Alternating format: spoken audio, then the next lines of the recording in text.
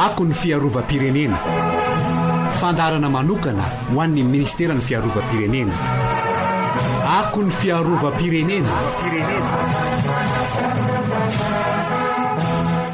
Faly tafaraka amintsika indray androany ao anatin'ity fandarana ako ny fiarovam-pirenena ity, izay arantsika isaka ny alahady, koa asainam-panajanatra isika anaraka izany hatramin'ny farany. Miaraba tompoko lahy finaritra tompoko vavy. Ako ny fiarovam-pirenena.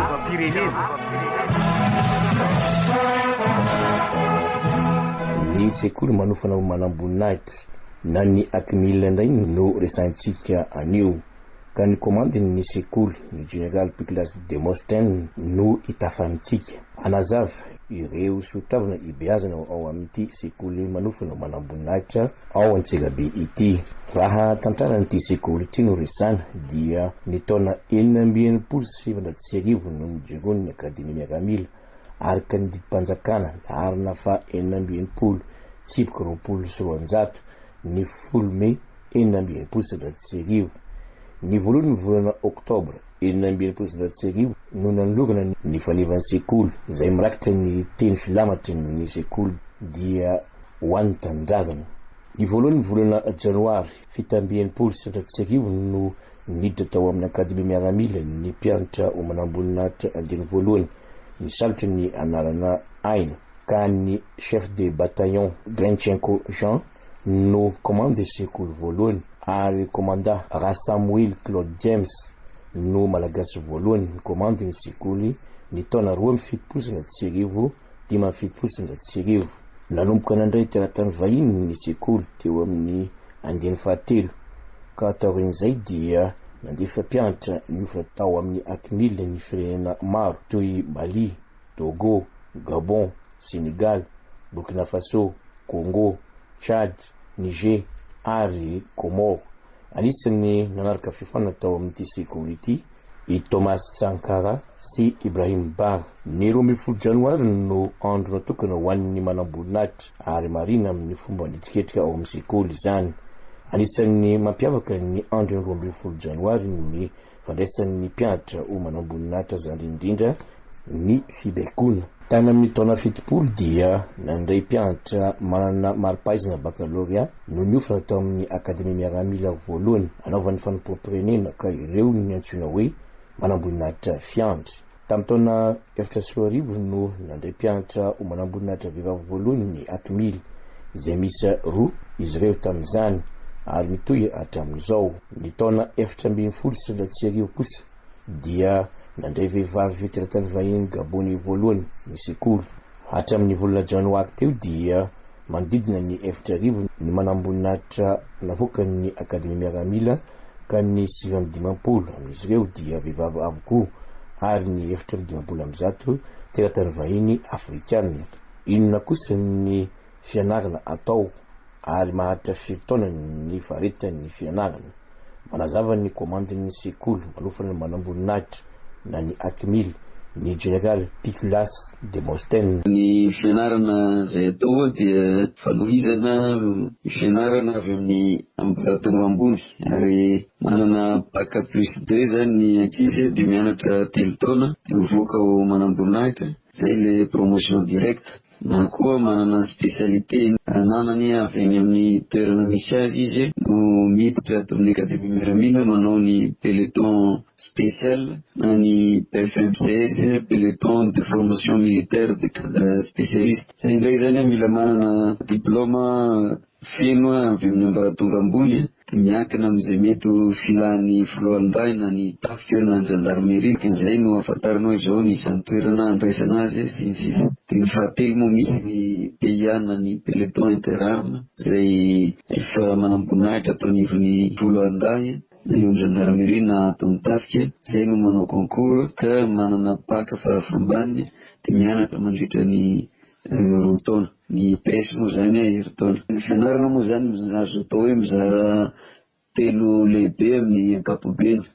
Ao ny fianarana akademika raha raisitsika ny manao telotona zany na ny promotion directe zay tanan'ireo ankizy tanora manodidina ny 12 ka hatramin'ny 19 taona lahy sy vavy.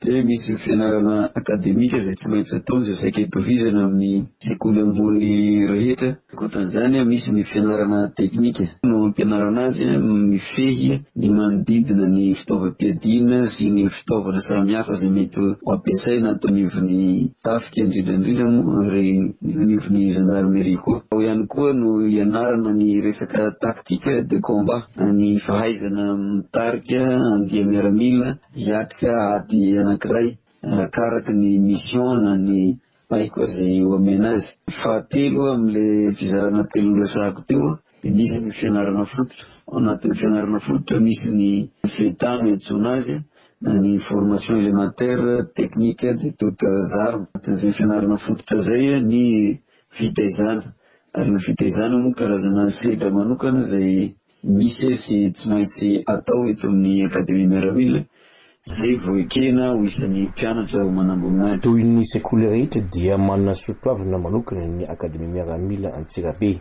Raha voavoaray mpianatra manamboninahitra ao dia tsy maintsy miatrika sedra manokana mba hanana ny toe-tsaina tena miaramila.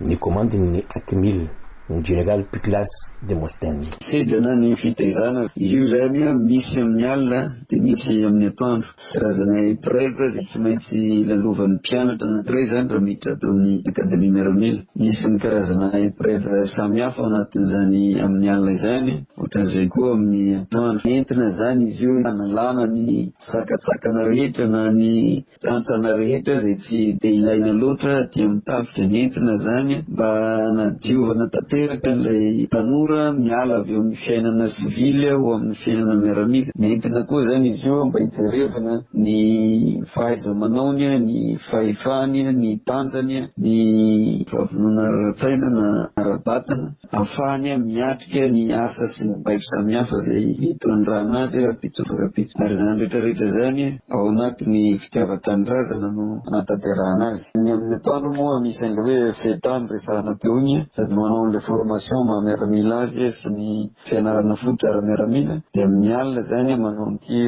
resaka fitaizana ty. Mandalo amin'ny fisedrana io zany ny ankizy anankiray na ny tanora anankiray na lahy na vavy zay vao azo ekena sy heverina fa mpianatra manamboninahitra. Na de afaka fanadinana soamantsara izy tsy maintsy mandalo amin'izay fisedrana zay mba hananana amin'izay fomba fisainana, fijery, fihetsika, ny famaly amin'izay filany miaramila. Misokatra ho an'ny tanora lahy sy vavy zay mafeno fepetra ny fifaninanana miditra ho mpianatra manamboninahitra ao amin'ny Akmil Antsirabe ity. Manoloana izay indrindra dia misy ny afatra avy amin'ny komandin'ny sekoly ho an'izay manam-paniriana handray anjara amin'izany. Ny tanora be da be ny iliana ary izay koa moa zany mitaona ny tanora hiditra amin'ity sekoly ambony fanofanana ho manamboninahitra ity. Fa antaonany maro zany ny akademia miaramila nandray teratany vahiny, indrindra moa ny teratany afrikana. Mpianatra manamboninahitra zay nivoaka farany teo zao de nahitana Comoriana, nisy 3 ny Comoriana. Ary io tsy mifidy fa mandray teratany vahiny na lahy na vavy arakaraka ny toerana moa zany. De ferana ihany koa izy io manodidina ny 5 ka hatramin'ny 9 na 10 ny vehivavy azo raisina ao anatin'ny promotion anankiray. Ny zavatra tiana atsipy de tanora vonona, tanora tomady ary manana toe-tsaina fahavononana ara-moraly ambony dia ambony, manana ny fahaiza-manao takina, fahasalamana tanteraka. Zany no zavatra tadiavina. Tsy vitany hoe afaka fotsiny zany fa mila vonona. Ato amin'ny akademia miaramila eo ny fianarana atao anatin'ny sala, de eo indrindra ny fianarana atao amin'ny ivelana ny pratika. Ary zany arakaraka ny programa na andro na alina. De mila fifehezana zany rehetrarehetra zany. Raha ohatra ka tsy manana zany vatana salama tsara zany na manana faranita-tsaina na fahavonona ara-moraly hiatrika ny fiafiana sy ny maro samihafa, de sahirana ihany le tanora dia hamita sy hanaraka ny fianarana eto. Misy moa ny mialan-dahana misy mametra-pialana, misy moa zany tena tsy mahatody mihitsy, misy no ny antony amin'izay fianarana zay dia tsy maharaka, misy ny fialana tanteraka. Ka mila vonona zany ao an'izay hiditra amin'ity sekoly ity, nefa rehefa misy zay fahavononan'izay mino aho fa tafavoaka ohatra ny sasany rehetra zay mifandimby teto amin'ity sekoly ity.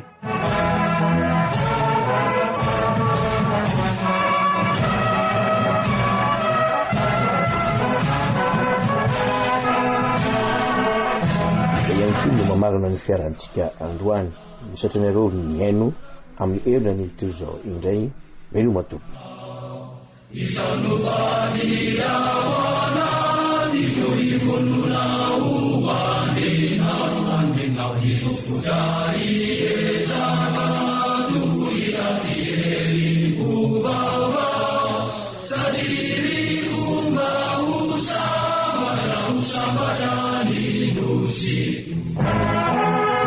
Ako ny fiarovam-pirenena, fandarana manokana ho an'ny ministeran'ny fiarovam-pirenena.